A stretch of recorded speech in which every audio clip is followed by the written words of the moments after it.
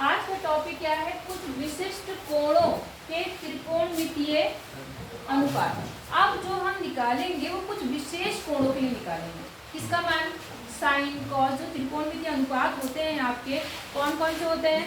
Sign, cos, ten, और cos. ठीक है ना।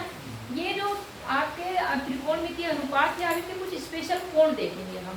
जैसे साइन 0 की वैल्यू क्या होगी, कॉस 0 की वैल्यू क्या होगी, टेन 0 की वैल्यू क्या होगी। बात समझ में आ रही है आपको? देखो एक तो ये आपके पास में एक मेथड इस बुक में दिखा रखा है, बात समझ में आ गई। उसके आधार पर इन्होंने एक टेबल यहाँ पर बना रखी है, ये देखो दिख रही है आपको जी। इसमें देखो एक तरफ लिखा है साइन, कॉस, टेन, कॉसेक और सेक। ऊपर लिखा है 0 डिग्री, 30, 45, 60 और 90 दिख रहा है। मतलब ये क्या कह रहा है? जैसे साइन ए मतलब साइन 0 की वैल्यू कितनी होती है? 0। मतलब साइन 0 अगर अंश है तो उसकी वैल्यू होती है 0। और कॉस साइन 30 की वैल्यू कितनी होती है? साइन 60 साइन 45 की 1/2। साइन नेक्स्ट क्या है? 60 की वैल्यू √। एक तरीका तो ये इस टेबल को रटो। हाँ यार। और अगर आपको रटना नहीं है, समझना है, तो समझने के लिए एक आसान तरीका है हमारे पास में। वो तरीका क्या है वो समझो। पहले मुझे ये बताओ तो त्रिकोणमितीय अनुपात होते हैं आपके कौन कौन से? साइन, कॉस,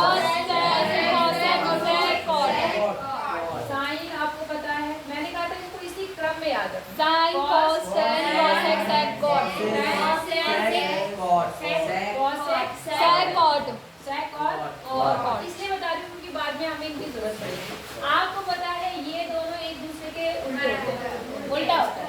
अगर ये एक है मतलब ये 1/2 है, ये तो 2/1 होगा। मेरी बात समझ में आ गई? ये दोनों एक दूसरे क्या होते हैं? अपोजिट होते हैं, उल्टे होते हैं। ऐसे ये दोनों एक दूसरे के उल्टे होते हैं, बताया आपको। ऐसे ही ये दोनों एक दूसरे के उल्टे होते हैं, इतना तो आपको पता है ना। अब देखो अगर आपको साइन की वैल्यू निकालनी है, आपको छोटी सी ट्रिक बता दूं, ठीक है? इन सारे कोणों के मान आप फटाफट निकाल लेंगे, ठीक है? कितने कोणों के मान हम निकाल सकते हैं पहले हम उसको देखते हैं। पहला क्या है? 0 डिग्री। दूसरा 30 डिग्री, 45 डिग्री, 45, 60 डिग्री, 90 डिग्री, फिर 90 डिग्री। बात समझ में आ गई आपको? अब आपको क्या काम करना है? यहाँ लेना है साइन लिखना है। क्या लिखना है? साइन। और इनको नंबरिंग देनी है। पहले इसको नंबर दो 0, पहले तो क्या दो 0, फिर इसको दो 1, इसको दो 2, इसको दो 3 और इसको दो 4। इतनी बात समझ में आ गई? क्या किया मैंने? पहले मैंने सारे कोण लिख लिए, फिर हमने क्या काम किया? जो पहला 0 अंश का कोण था उसे 0 नंबर, इसको 1 2 3 4 और सभी को भाग कर दो 4 से। ये जितने नंबर लिखे आपने कितने से भाग कर दो? इसको 4 से हमने भाग कर दिए। 1 2 3 4 और इसको भी 4 से। और उसके बाद इसका ले लो अंडर रूट। बस ये काम करना है। क्या काम करना है आपको समझ में आ गया? समझ गए कि नहीं समझे? क्या समझे आप लोग? पहले जो संख्याएं हैं उनको लिख दिया आपने, जो कोण निकालने स्पेशल कोण। उसके बाद क्या करा आपने? नंबर दे दिया 0 1 2 3 4। उसके बाद हर सभी को 4 से भाग करना, उसको वर्गमूल निकालना, 4 से भाग करना, वर्गमूल निकालना, 4 से भाग करना, वर्गमूल। इतनी बात समझ में आ गई? अब थोड़ा वर्गमूल निकाल के जो है वो दे देते हैं, ठीक है? तो यहाँ देखो 0/4 0 ही होगा और 0 का वर्गमूल भी क्या होगा? 0 ही होगा। 1/4 1 का वर्गमूल 1 ही रहता है और 4 का 2 √2 हो जाए। √2 2 होगा। अच्छा यहाँ देखो ये कट रहा है नहीं कट रहा है? तो 1 का वर्गमूल तो 1 ही रहेगा और 2 का वर्गमूल निकलेगा? नहीं निकलेगा, तो हम इसे ऐसे ही लिख देते हैं। समझ गए? अब यहाँ पर देखो √3 बनेगा क्योंकि 3 का वर्गमूल नहीं निकल सकता और 4 का वर्गमूल कितना होगा? 2। समझ गए? यहाँ 4 से 4 क्या हो जाएगा? कट जाएगा, 1 आ गया और यहाँ कितना आ गया? 1। समझ गए? अब मान कैसे देखेंगे? इसका मतलब साइन 0 की वैल्यू कितनी होगी? 0। साइन 30 की वैल्यू कितनी होगी?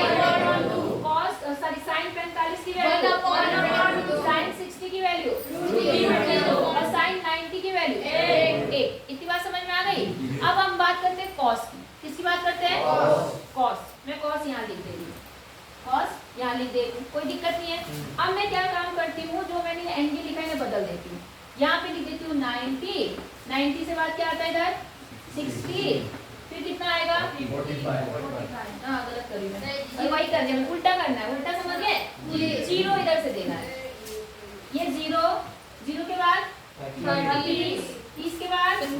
45 के बाद 60 के बाद 90। समझ गए? अब देखो cos 0 अंश की वैल्यू 1, cos 30 अंश की वैल्यू √3/2, cos 45 की वैल्यू 1/√2, cos 60 की वैल्यू 1/2 और cos 90 की वैल्यू 0। समझ गए जी? नहीं समझे? समझ गए जी? याद रहेगा जी? और अब अगर मान लो आपको 10 की निकालनी है, किसकी? 10 0 की वैल्यू निकालनी है, तो आपको पता है 10 0 की वैल्यू कैसे निकालेंगे? आपको sin 0 की, आपको एक बात बताई थी मैंने कि 10 क्या होता है? sin थीटा बटे cos थीटा भी लिख सकते हैं। बताया मैंने? पहले बता रखा। tan थीटा इक्वल टू क्या होता है? sin थीटा बटे cos। तो अब पहले sin की वैल्यू देख लो। 0 अंश के लिए देखना चाहते हो? tan 0, तो देखो 0 कहाँ है यहाँ पर? tan के लिए, sin के लिए 0 की वैल्यू कितनी है? 0। और cos 0 की वैल्यू 1, तो 0 बटे 1 कितना आया? 0। समझ गए? अगर मान लो आपको tan 30 की वैल्यू निकालनी है, किसकी निकालनी है? तो हम पहले sin 30 देखेंगे। sin 30 कितना आया? 1/2। और cos 30 देखो कितना आया? √3/2। 2 से 2 क्या हो गया? कितना आ गया? 1/3। देख लो, मिला लो। sin 30 = 1/2। मेरी बात ठीक से समझ में आई है नहीं आई? ये मैटर समझ में आया आपको? क्या काम करना है? पहले आपको एंगल लिखने हैं 0 से 90 तक। आई बात समझ में?